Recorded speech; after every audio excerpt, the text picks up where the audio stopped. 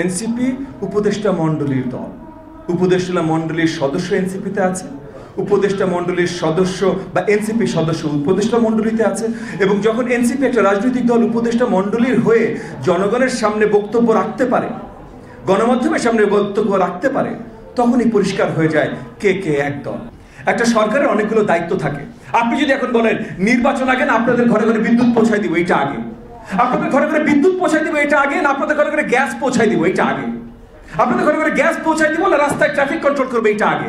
রাস্তায় traffic control করবো না আপনাদেরকে পুলিশ প্রশাসন সুন্দর করে দেবো যেন আপনারা আইন শৃঙ্খলা আইনের ব্যবস্থা পান, এটা আগে। এই ধরনের প্রশ্ন করলে আপনি সরকারের কথা শুনতেন? আপনি মানতেন? তাহলে এই কথাটা কেন মেনে নেন? কিছু তরুণ এসে যারা জুনিয়র দেখে নাই, যারা জীবনে কোনো চাকরি করে নাই, ব্যবসা করে নাই, রাজনীতি করে নাই, কিচ্ছু করে নাই, আজকে একটা চাকরি চালাতে দিলে পারবে কিনা আপনি জানেন না, হয়তো পারবে কিন্তু আপনি জানেন না।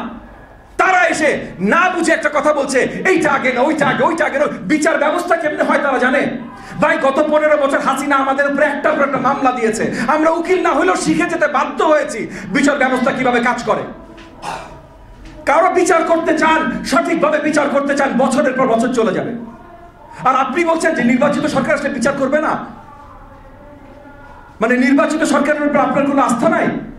আর যেই মুহূর্তে আপনি বলবেন নির্বাচিত সরকারের উপর কোনো আস্থা নাই, সেই মুহূর্তে আপনি বলছেন যে বাংলাদেশের 18 কোটি জনগণ কাকে ভোট দিবে, তারা কি চায়, এইটার উপর আপনার কোনো আস্থা নাই। আর যেই মুহূর্তে আপনি বলবেন বাংলাদেশের 18 কোটি জনগণের উপর আস্থা নাই, সেই মুহূর্তে আপনার কোথাও বসা, দাঁড়ানো, কথা বলার কোনো অধিকার নাই।